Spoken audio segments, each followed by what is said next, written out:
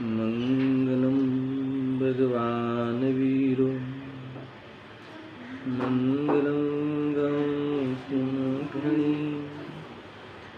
मंगलम कुंदारी जय गुरुमस्तु मंगलम सर्वमंगलमांगल्यं सर्वकल्याणकारकं प्रधानं सर्वधर्माणां जैनं जयतु शासनं जैनं जयतु शासनं नमस्मे साराय स्वानुभूत्या चिकास्यते चित्स्य भावाय भावाय सर्वभावान्तरोचिते आत्मरूपयरूपमद्भुतं याहिमुखे भवसिन्धुतरो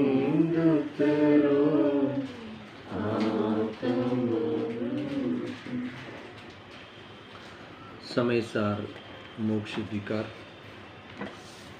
आज 184 कलश की चर्चा होगी।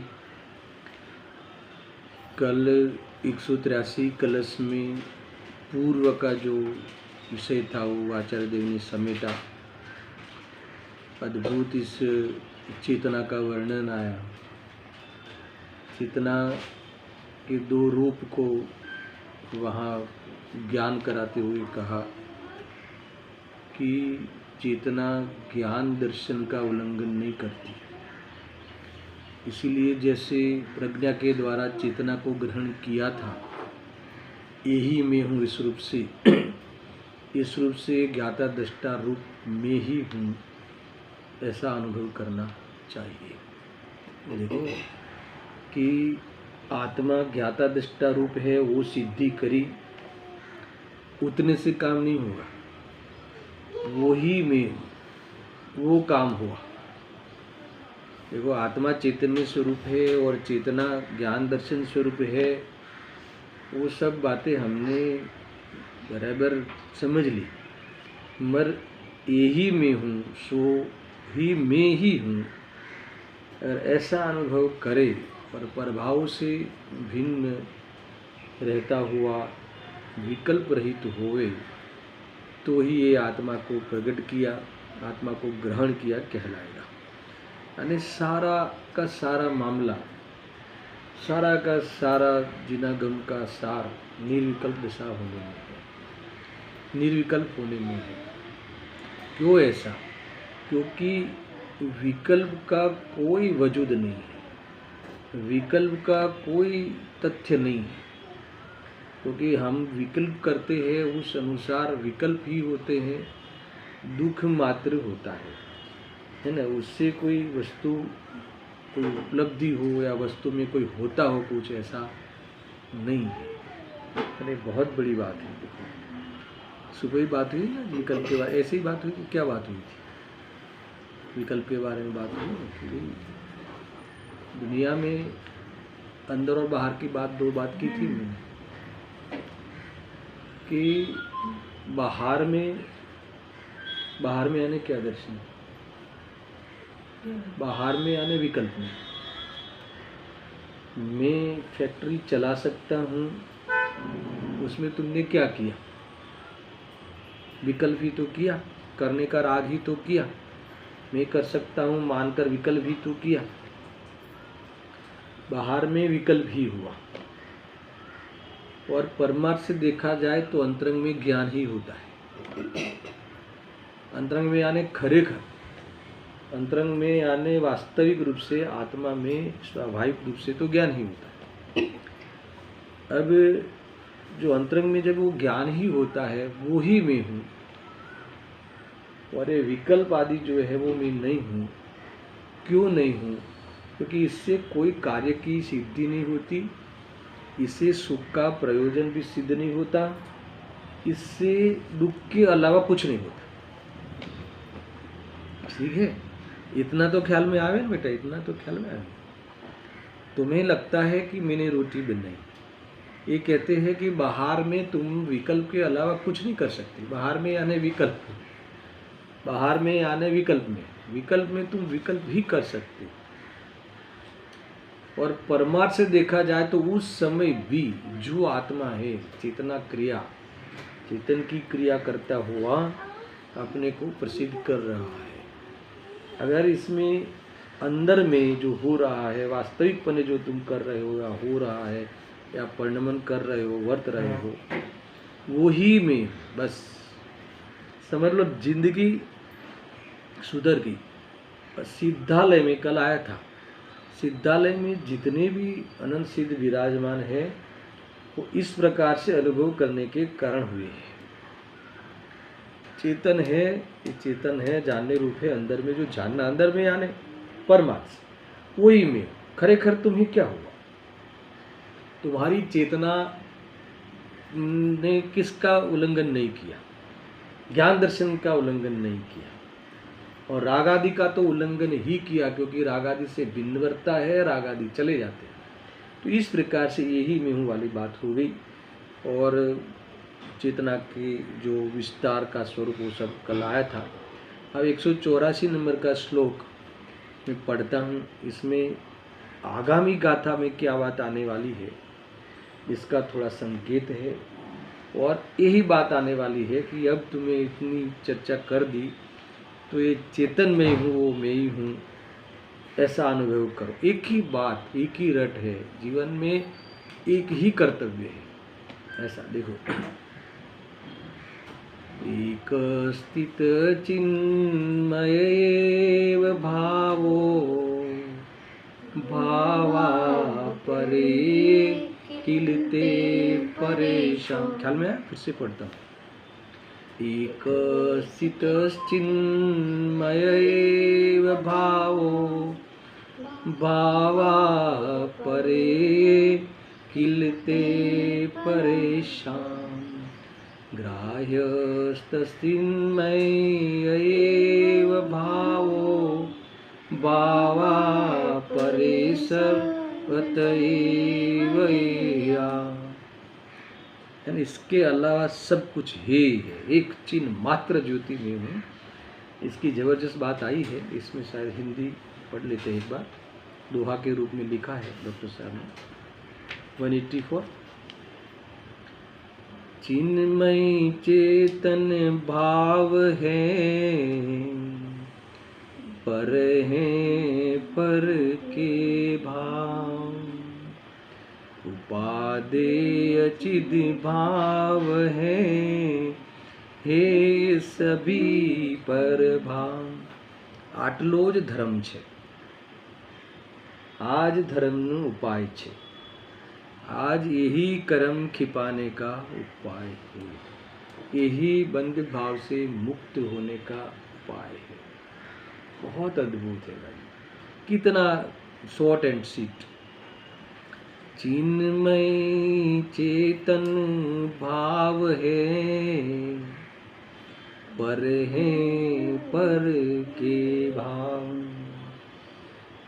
ऐसा इतना सुनते ही मुंह में पानी आ जाए, शक्कर शक्कर हो जाए। चिन्मय चेतन भाव है, क्या है? चिन्मय चेतन भाव रूप। चेतन भाव रूप यानी जैसे चेतना से बना हुआ मैं हूँ। प्रकाश प्रकाश प्रकाश, जिसमें जिसकी स्वच्छता में सब झलकी, मर उस रूप पर रूप होवे नहीं और अपना रूप छोड़े नहीं, ये चेतन भाव। चिन्मय चेतन भाव है, पर के भाव। बाकी सब, बाकी के साथ मेरा कोई रिश्ता नहीं है ना। उपादेय चिद भाव है, हे सभी पर भाव। ये त्याग हो गया ना, त्यागकार है लगे, ये मेरी चीज है ही नहीं। चैतन्य ही में हूँ, ये ग्रहण हुआ। अन्य कुछ में हुई नहीं, इस सारी दुनिया का त्याग हो गया। समझा ना? गजब की बात है। बाकी संयोग में शरीर का रहना और कुछ काल के बाद जाना, उसको जो करना है वो करे, वो उसका काम है। वो मेरा है ही नहीं तो तुम त्याग हो गया। मेरा है ही नहीं, जैसा तुम्हारी दृष्टि छूटी, समझ लो कि तुम्हारा जो प्रज्ञा छीनी थी वो बराबर जगह पे पटकी। ऐसी बात है भाई। इसमें इतने ही मंत्र से तुम्हारा सारा जो भूत है उतर जाए। भूत लगा है ना, खोटी शक्ति लगी है ना, भूत एकत्व का, कर्तृत्व का, सारा भूत इसी से उतरेगा। और कोई उपाय नहीं। देखो पढ़ता हूँ, वैसे 2.5-3 लिटी में श्लोकार्थ में सारी बातें कह दी है। पेज नंबर 546 श्लोकार्थ देखो। चैतन्य का यानी आत्मा का तो, चैतन्य का तो यानी आत्मा का तो, यानी संकेत बोलो तो, मेरा तो वो आना चाहिए। मेरा तो एक चिन्मय ही भाव है। मेरा तो एक चैतन्यमय ही स्वरूप है। मेरा जीवन तो चैतन्यमयी है। मेरी दुनिया तो चेतना के अलावा कुछ नहीं है। जानने देखने रूप परिवर्तन ना, उसे ना कल भी आया था चेतना। अब क्या करे? चेतना, अपने को अनुभव करना। मैं चेतन के अलावा मेरा कुछ नहीं। ये इतना बड़ा विभाग पड़ गया, इतना सही विभाग हो गया। तुम अपने आप में आ गए। तुम पर की जो मर्यादा का उल्लंघन करने का अपराध हम कर रहे थे वो सब खत्म हो गया। अब तुम चैतन्यमयी हो। यही मेरा भाव है, यही मेरा स्वरूप है, यही मेरी केमिस्ट्री है, यही मेरी वास्तव में हस्ती है। ये है ना, यही मेरी वास्तव में केमिस्ट्री क्या है, आत्मा की केमिस्ट्री क्या है, क्या तत्व है अंदर है ना। केमिस्ट्री में तत्व होता है ना इसका, तो यही है, ये है चेतन चिन्मय भाव है। गजब की बात है। यह आत्मा चैतन्य का, आत्मा का तो, मेरा तो एक चिन्मय भाव ही, चिन्मय ही भाव है। समझ में? भाव का अर्थ समझ में? यही मेरा स्वभाव है, यही मेरा स्वरूप है, यही मेरा मटेरियल है। इसी से मैं बना हुआ हूँ, इसी से मैं जुड़ा हुआ हूँ, इसी से मैं मुड़ा हुआ हूँ। जो भी इसके मय में हूँ, मैं इस मय में हूँ। तुम मेरे में इसके अलावा है ना अन्य कोई चीज़ का प्रवेश नहीं है। ये सामान्य बात नहीं है। तुम अपने आप को जो हो वो अनुभव कर लो, तो तुम्हें कहीं भी दूसरे को लेकर जो चिंता का माहौल है पूरी दुनिया में, ये दुनिया में जो चिंता का माहौल है वो किस लिए है? दूसरे को लेकर जो मैं ही हूँ मानकर जो है ना अनुभव कर रहा है, वही दुख का अथवा चिंता का ये वातावरण है। मगर ये चिंता का वातावरण भ्रम से है, गलत है। क्योंकि जो तुम वो हो ही नहीं। आचार्य देव कहते हैं, आचार्य अमृतचंद्र देव कहते हैं, स्वरूप गुप्त आचार्य अमृतचंद्र देव कहते हैं कि आत्मा, अथवा तो बहुत बढ़िया लिखा है, चैतन्य का, आत्मा का तो चिन्मय ही एक भाव है, ज्ञायक ही एक भाव है ना। मैं तो ज्ञायक ही एक भाव है, एक रूप हूँ, यानी एक भाव, यानी चैतन्य में हूँ जिसमें कोई चीज़ आती नहीं, वो कभी किसी का होता नहीं, और सबको जानने रूप रहते हुए अपनी प्रसिद्धि कर रहा है।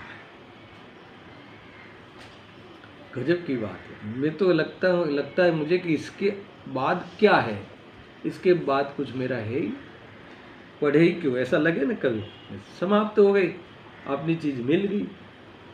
अच्छा, तुम्हें कहीं से बाहर से आ रहे हो और तुम्हें उस घर का पता चल गया, पता ही चला नहीं, घर में भी पहुंच गए, अब किसको पता पूछना है?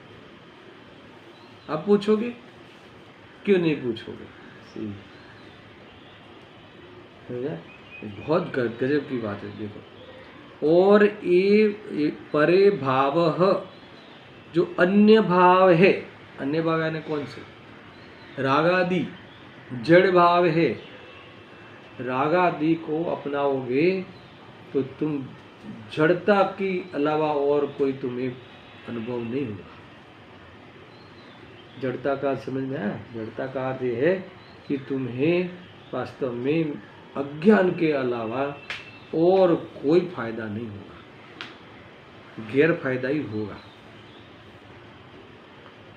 देखो, मुझे जब भी ये पढ़ता हूँ या विचार करता हूँ तो मुनिराज की बहुत याद आती है। सही में कह रहा हूँ कि कुछ नहीं, अपने सुख के लिए परमाणु मात्र की भी आवश्यकता जिसे नहीं लगती हो, क्योंकि है नहीं ना, सुख का कारण बाहर में कुछ है ही नहीं, और उन्होंने एक परमाणु मात्र भी अपने अस्तित्व और सुख का कारण जिनको भाषित नहीं होता हो, ये कितना बड़ा अचीवमेंट है। समझ में आया ना? दर्शन ख्याल में आया? तुम्हें जीने के लिए यानी रहने के लिए, जीने के लिए यानी तीनों काल टिकने के लिए, और तुम्हें चैतन्य रूप रहने के लिए, और तुम्हें अपनी सारी संपत्ति के साथ बसने के लिए दुनिया की एक भी परमाणु की गरज नहीं है। ऐसा वस्तु स्वरूप में है, और जिनके ऐसा अनुभव हुआ, ऐसे जीव को कितना बड़ा अचीवमेंट है।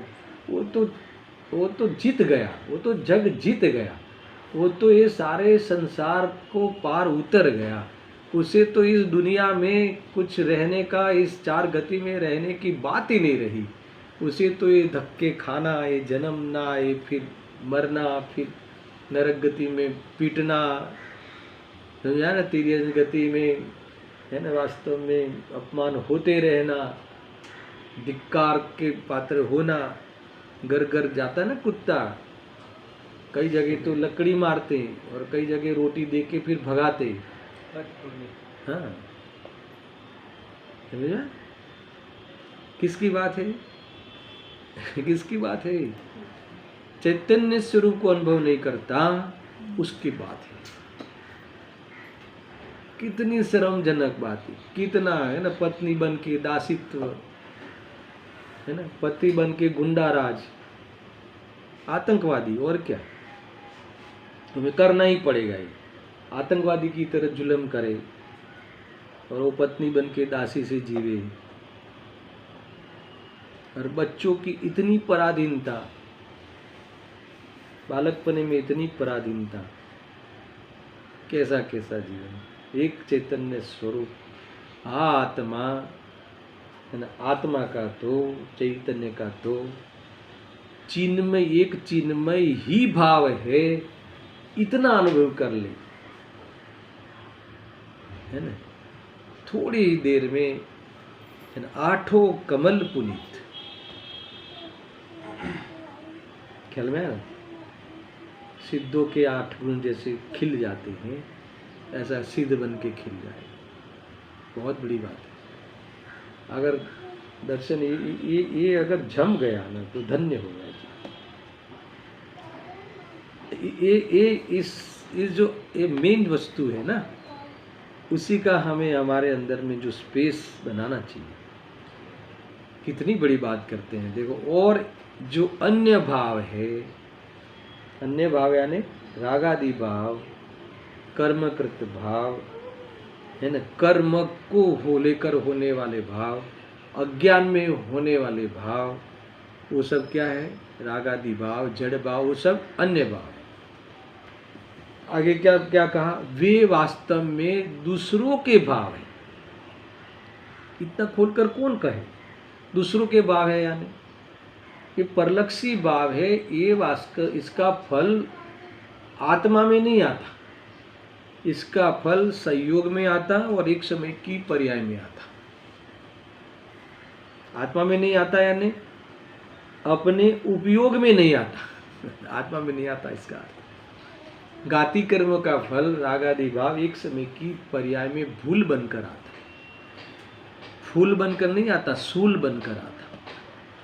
समझा? सूल बनकर, कांटे बनकर आता, ऐसा है ना? वो क्या है आंगन में, क्या था है ना एक भक्ति में, तो आंगन में ये सब कांटे कांटे आ गए ना। हाँ, कांटों सी पैदा हो जाती चैतन्य सदन के आंगन में। हाँ, कांटों सी पैदा हो जाती है, राग द्वेष कांटे पैदा हो गए और तुम्हें उसे अपनी खेती है, अपना स्वरूप है मानकर इस जीव ने आखिरकार तो दुखी पाया। ये कह रहे देखो, वास्तव में वो दूसरों के भाव है, इसीलिए तो फिर क्या करे, इसीलिए एक चिन्मय भाव ही ग्रहण करने योग्य है, अन्य भाव सर्वथा त्याज्य। ये जैन शासन का अनंत तीर्थंकरों का एकमात्र उपदेश है। भाई तेरे ही आंगन में कांटे पैदा हो जाते हैं, तू भ्रम करके उसको अपनी संपत्ति समझ के, अपनी पैदाश समझ के उसका सेवन नहीं करना। तेरे इस चैतन्य की स्वच्छता में वह ज्ञेय मात्र है, उससे ज़्यादा तेरे लिए और कोई व्यवहार भी नहीं है। समझा ना? अब सुनना थोड़ा सा। अरे खरेखर तो चैतन्य स्वरूप है, वो ही मैं हूँ। सुनना, क्योंकि उस रूप में परिणमता हूँ, इसलिए उसी का मैं करता हूँ। वही मेरे में से ही होता है, मेरे साधन द्वारा ही मेरे में ही शक्ति है, इसलिए मैं ही करण हूँ, मैं ही अपादान संप्रदान आदि हूँ। आगे कहते हैं कि राग आदि तो जाना हुआ प्रयोजनवाद है, वो तो बात उड़ा दी। ये तो कहते हैं कि इस कारक जो वास्तविक कारक है उसी का विकल्प भी, समझ में आया ना? क्योंकि मैं हूँ तो मैं हूँ उसका अनुभव होना, मैं हूँ इसका विकल्प भी त्याज्य है। बात समाप्त। यही चली ना गाथा। तुम हो ना, तो अब क्या करो? चलो तुम हो तो क्या करना? अब क्या करना? नहीं, मैं हूँ, तुम्हारा थोड़ी शंका हो किसके कारण हूँ, नहीं कि तुम तुम्हारे कारण हो, है ना? तो मैं मेरे कारण हूँ ना, और किसके लिए हूँ? तो कि तुम तुम्हारे लिए, यानी मैं मेरे लिए। मैं मेरे लिए क्यों हूँ? क्योंकि मैं मेरे लिए मेरे में से ही, है ना, उपादान रूप से हूँ, मेरा ही उपादान है, इसलिए मैं मेरे में हूँ, मेरे से ही हूँ, मेरे में ही हूँ, मेरे आधार में ही हूँ। अब क्या करना? अब बोलो, अब क्या करना? कुछ है जवाब?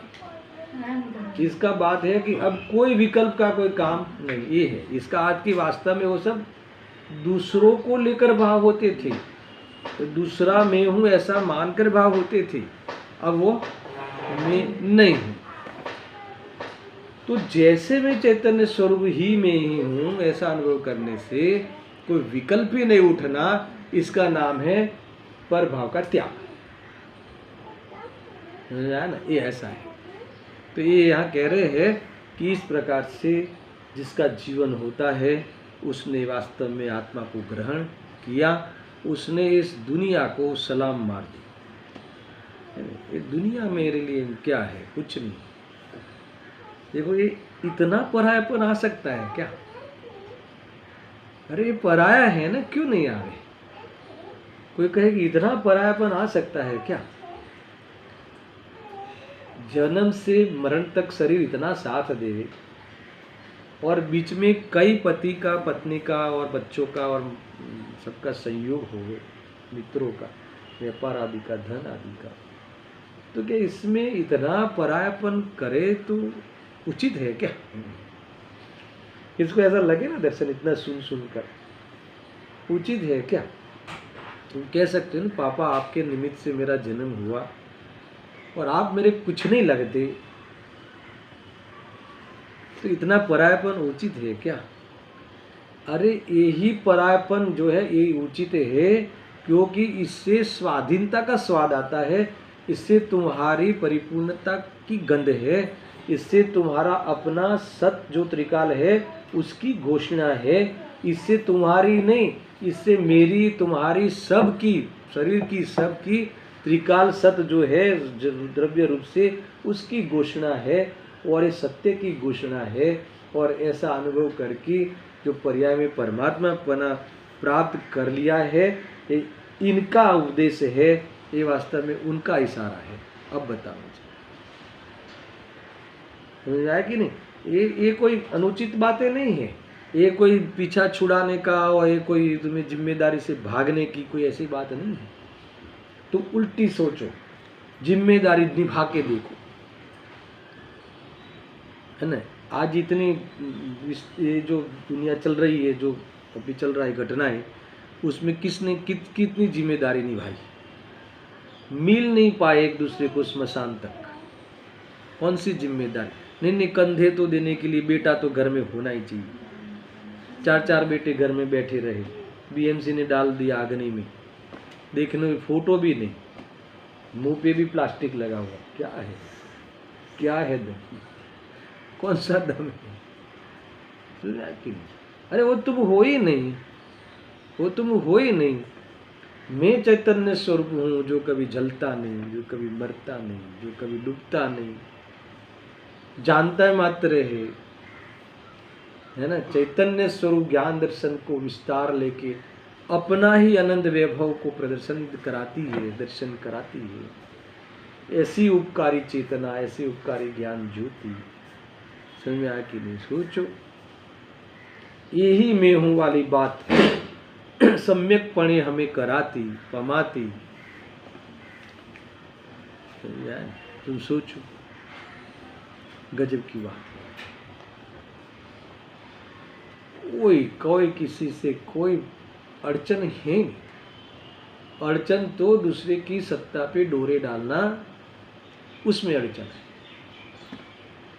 आगे आने वाला है, अभी थोड़ा सा धैर्य रखना, आगे आने वाला है। चोर कह दिया, चोर कह देते हैं, तू पर को अपना माने, अपनी चीज है ना, पराई चीज को उठा लेना, आता है ना बाह्य में भी, बिना पूछे लेना। यहाँ तो कहते हैं कि पराई चीज को अपना मानना, इससे बड़ी चोरी और क्या हो सकती है? अपराध है अपराध। ये इसके बाद, ये गाथा के बाद आने वाला है, वहीं से भी स्टार्ट होगा, फिर प्रतिक्रमण की बातें खुलेगी। अभी अंतिम चरण है, मुक्ति के मार्ग के लिए आमंत्रित करते हुए आचार्य देव कहते हैं, गजब की बात है, तुम मैं चैतन्य स्वरूप हूँ अथवा आत्मा का तो, मेरा तो चिन्मयी एक भाव है, बाकी सब जो पर भाव है, अन्य भाव है, वह दूसरों के भाव है, उसकी मुझे कोई पड़ी नहीं है, कोई दरकार नहीं है, या मुझे न कोई कदर करने की जरूरत है, या न मुझे उससे कुछ लेना देना है। इस प्रकार से अपने चैतन्य स्वरूप का अनुभव करता हुआ इसका ग्रहण करना, और बाकी मेरे नहीं है, इस प्रकार से अनुभव करता हुआ त्याग करना। इससे क्या होगा? उससे तुम मोक्ष मार्ग में आ गए, इससे तुम्हारी पूरी संपत्ति का भोग करने का अवसर खड़ा कर दिया, इससे तुम्हारे अनंत गुण की अनंतता प्रकट करके वास्तव में तुमने अपने आप को निहाल कर दिया, बर्बाद होते बचा दिया। इससे तुम्हें अपने आप का कर्तव्य निभाया, अनंत काल तक की व्यवस्था कर दी सुख की, अनंत काल का ऑर्डर मिल गया दर्शन, ये कह रहे हैं अनंत काल तक का अच्छा सच्चा कमाए वाला प्रॉफिटेबल काम हो गया। अरे कुछ दम नहीं है, चले जाओगे, समझ आया ना। ये तो देखो बाहर में नैतिकता की बात भी आने वाली है आगे। बाहर में नैतिकता होए, उदय में उदय अनुसार जो परिस्थिति है उसको उदय अनुसार स्वीकार करके, अन्यथा मतलब कि झगड़े क्लेश खड़े नहीं करें। बहुत बड़ी बात देखो है ना, आयु गर्भ समाप्त हुआ, उससे जीव शरीर में से, उस निमित्त से जीव का शरीर में से जाना हुआ है ना। ये ऐसा जो कर्म की जो परिस्थिति है उसको सही स्वीकार करना है, नीति है सब। तो इससे क्लेश मिट गया है ना। बेटा दवा खाने नहीं ले गया तो डॉक्टर ने मेरे साथ अन्याय किया, बेड मुझे नहीं मिला तो प्रॉपर गाइडेंस नहीं मिला।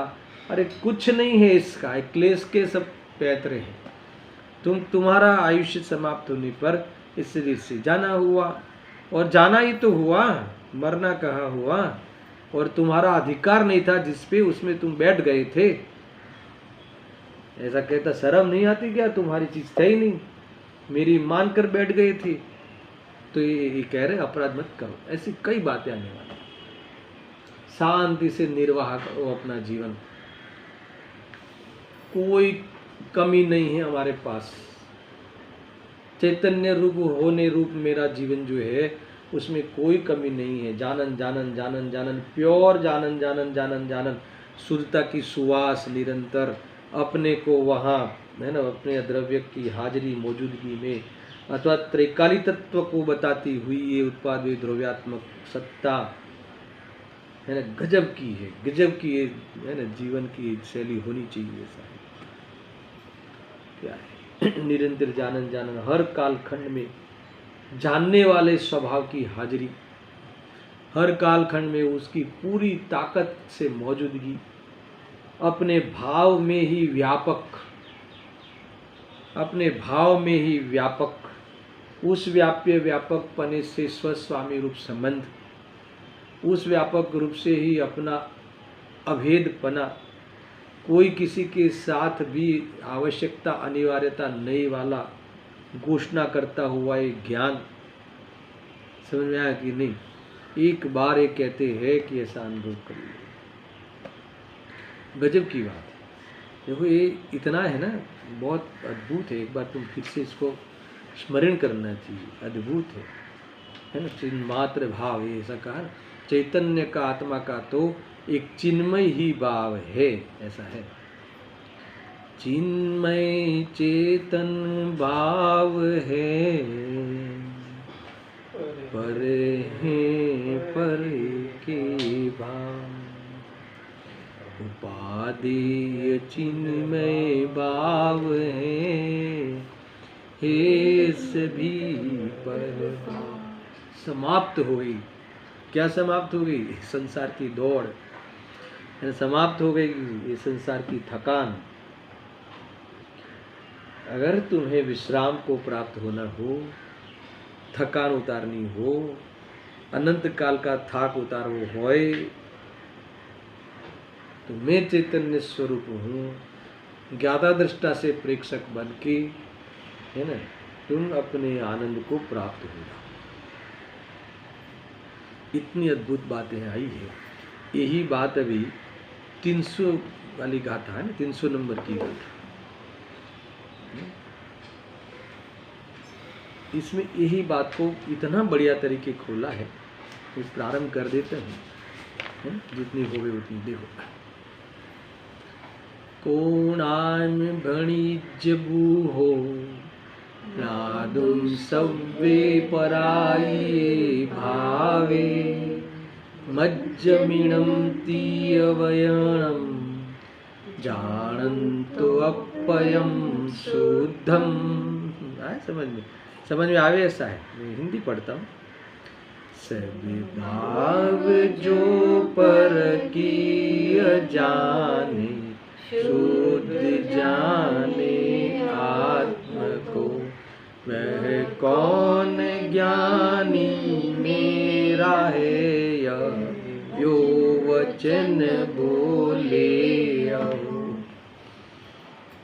कितना अद्भुत है। कौन बोले यानी कौन माने, कौन कहे। सुनना, सर्व भावों को दूसरों का जान कर इसमें अहंकार टूट जाए, इसमें हीनता दीनता चली जाए। नहीं समझ में आए? हम दूसरे भाव को लेकर ही तो अहंकार करते ना दर्शन में। दूसरे भाव को लेकर यार देखो है, देखो मैंने तुम्हारा काम किया ना, देखो मैंने तुम्हें संभालता हूं ना, देखो मैंने तुम्हें मदद करी ना। ये कहते हैं कि ये कौन करे, तुम राग करे या करने का राग करे, अहंकार करे, पर दूसरे का तो कर ही नहीं सके। तो यहाँ कहते हैं कि तुम्हें कसाई की मनता आवे, नहीं हमने इस मंदिर में तो 5 करोड़ दिए थे, 10 करोड़ दिए थे, 11 करोड़ दिए थे, है ना, ये सारे भगवान की प्रतिष्ठा हमारे फैमिली ने की है। यहाँ कहते हैं सर्व भावों को दूसरे का जान कर अहंकार मिट जावे, पूरी विधि से अगर इसमें बराबर वेद ज्ञान करे तो। ये अहंकार बहुत दर्द देता है ना। फिर हिंता दीनता हो जाए, भोग के भाव आ जावे, भूमिका के अनुसार राग द्वेष कसाय आ जावे। तो कि ये आ गए ना कसाय, मगर ये तेरी नहीं है, उसका फल तुझे नहीं भोगना है तो स्वरूप में जा सकता है, आएगी नहीं। इसलिए तेरी हीनता दीनता का कारण भी जो था उससे भी तूने न्यारा देख लिया। क्या गजब है, इतनी बड़ी क्षमा, 70 कूड़ा कूड़ी का बंद किया हो, तत्व का चिंतन मात्र से अंत कूड़ा कूड़ी हो जावे, स्वरूप में रहने से वह भूखा बोलकर उड़ जावे। तो समझो, कुछ समझो। दुनिया में यही एक उपाय है, वेद ज्ञान, आत्मज्ञान। ठान लो, एक बार तुम इसको गंभीरता से यहाँ सुनने के बाद बैठ के सोचो क्या बात है। एक सत्य बात की घोषणा जो सर्वज्ञ भगवान ने कही है, तो इसको एक बार गंभीरता से तो लेवे।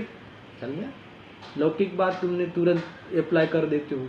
कोई कहे कि उल्टा लटकना, उल्टा लटकते हो, ऐसा करवट से सोओ तो सांसें ठीक हो जाएगी, तो ऐसा कर लेते हो। और वो सामने वाले ने कहा है वो प्रामाणिक है कि नहीं वो भी नहीं समझते हैं, फिर भी कर लेते है ना। यानी सारा ये हमारा सारा हवाला हम ऐसे व्यक्तियों के हाथ में दे देते लौकिक दृष्टि से कि जिसका वास्तव में कोई मतलब ही नहीं रहता।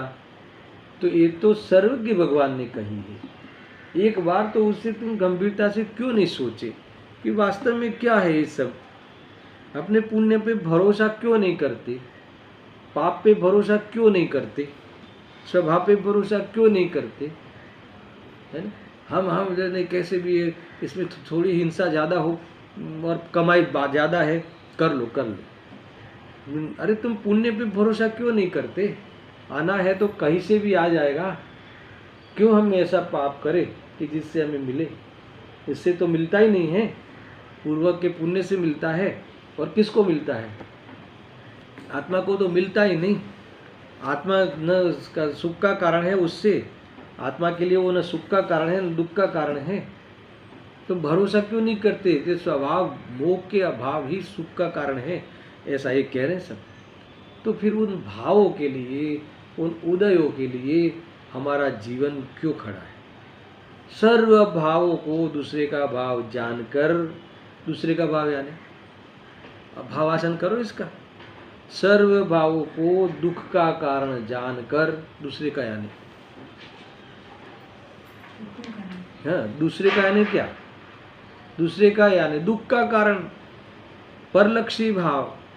दूसरे का अर्थ ये है, दूसरे का जानकर कौन ज्ञानी, जो राग दुख देता हो ऐसे भावों को कौन ज्ञानी, कौन समझदार आदमी, कौन समझदार जीव है ना, अपने को शुद्ध जानता हुआ उस पर भावों को अपना कहेगा, अपना मानेगा, अपना जीने लायक कहेगा अथवा करने लायक है ऐसा कौन कहेगा, कौन मानेगा।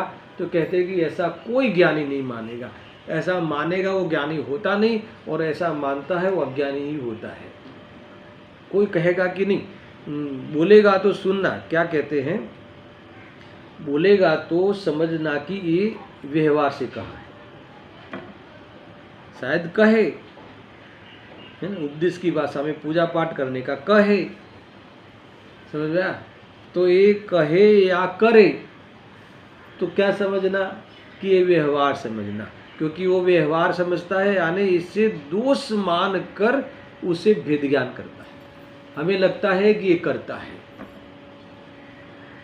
मगर आचार्य देव कहते हैं कि किसी को उसके कषाय के अंतर्गत इससे बचा नहीं जाता, पूजा पाठ आदि के भाव को, तो भी वह उसे, है ना, चाहे परिणमता हुआ हो तो भी उसे, यहाँ कहते हैं कि देश दोष रूप, ये दोष है उस रूप से जुदा जानेगा, यानी स्वभाव में ही बढ़ेगा, उसमें नहीं बढ़ेगा, ये गारंटी। इसीलिए सम्यक दर्शन के बाद कभी संसार नहीं बढ़ता। थोड़े काल के लिए संसारी भाव भी दिखता है, और उस संसारी भाव में वो ताकत नहीं होती कि भाव बढ़े, ना, सीमित हो जाते। अरे एक बार सम्यक दर्शन होने के बाद चला भी जाए ना दर्शन, तो अंतर्मुहूर्त कम, अद्भुतगल परावर्तन, उससे ज़्यादा संसार में नहीं रहता हूँ। इतना प्रभाव होता है स्वभाव का, इतना प्रभाव होता है। अगर पंचपुद्गल परावर्तन की स्थिति तुम समझो तो तुम्हें ऐसा लगे कि अरे तो कोई जीने लायक जीवन है, ये रखड़ने का काम मेरे से होता है क्या? नहीं होना चाहिए। ऐसा करके तुम अपने आप को संबोधन कर सकते हो, इतनी बड़ी बात है। देखो, यह मेरा है, यह भाव मेरे है, ऐसा वचन बोलेगा कोई? बोलेगा यानी मानेगा? नहीं मानेगा।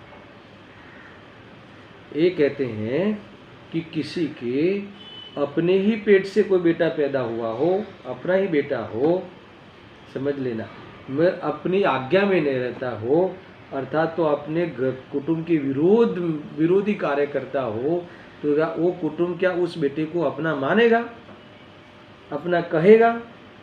तो क्या करेगा? संकेत बताओ, क्या करेगा? तुम बताओ, क्या करना चाहिए उस बाप को, उस माँ को? क्या करना चाहिए? पेपर में दे देना चाहिए। अब दे देते हैं। इस व्यक्ति से हमारा कुछ भी लेना देना नहीं है। इसके साथ कुछ भी व्यवहार करे तो अपनी अपनी जिम्मेदारी पे करना। पैदा कहाँ हुआ? स्वयं से पैदा हुआ ना, उसके निमित्त से, मतलब उसने पैदा किया लोग, मगर वो जाहिर कर देते ना, डिक्लेयर कर देते ना। तो ये डिक्लेयर कर दिया किसने? आचार्य कुंकुन देव ने, कि ये जो पैदा हुए वो सारे शरीर में भाव मेरे कुछ नहीं लगते, है ना। अगर कोई इसे अपना माने और कोई इससे कोई, मान लो कि हमारे महाव्रत आदि भावों को कोई धर्म माने और मानकर वो भी प्रवर्ते, तो उसकी जिम्मेदारी, हमें कोई मतलब नहीं है कि नहीं?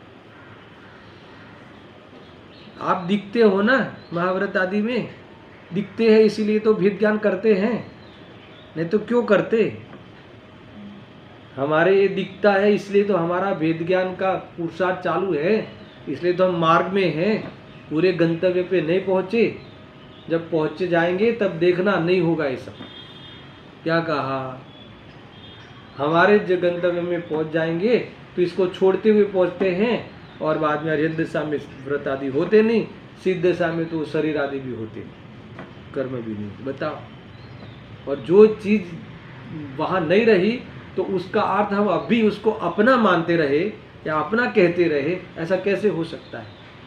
अपना नहीं मानते हुए अपने चैतन्य स्वरूप में ही बढ़ते हैं, उसमें ही स्थिरता रूप से बढ़ते हैं। ये हमारा जीवन है, ये हमारा पुरुषार्थ है, ये हमारी पवित्रता है, ऐसा आचार्य अमृतचंद्र देव कुंकुन देव कहते हैं। तो समझ में आया? गजब की कहानी है। चुपचाप शांति से पूरे घर के घर दीक्षा ले लेते थे, ऐसी बात घर में चले, सब लोग एक साथ निर्णय लेते थे क्या करना है इस लोक में, चलो जंगल। समझ में आया? सोचना, पूरे घर के घर, उद्गल तेरा तुझे मुबारक आने वाला है। इतनी बड़ी उदारता होती है ज्ञान में, इतनी बड़ी ईमानदारी होती है ज्ञान में, इतनी बड़ी मतलब कि मेहरबानी होती है, इतनी बड़ी वास्तविकता होती है सम्यक ज्ञान में। गजब की बात है, क्षमा होती है, उत्तम क्षमा मार्दव आवे। वास्तव में भाई शांति से सोचना, मैंने गाथा मात्र पढ़ा है, टीका में यही बात कही है, थोड़ी स्वस्वामी शब्द को याद किया है, और गुरुदेव जी ने उसमें स्वस्वामी शक्ति जो अंतिम शक्ति है ना, संबंध शक्ति, उसको लेकर भी चर्चा की है। तो इस टीका को हम यहाँ से पढ़ेंगे, गुरुदेव के प्रवचन के कुछ अंश भी इस समय देखेंगे, इसकी चर्चा कल होगी। सहजानंदी शुद्ध स्वरूपी अविनाशी आत्मस्वरूप, सहजानंदी शुद्ध स्वरूपी अविनाशी आत्मस्वरूप, सहजानंदी शुद्ध स्वरूपी अविनाशी आत्मस्वरूप।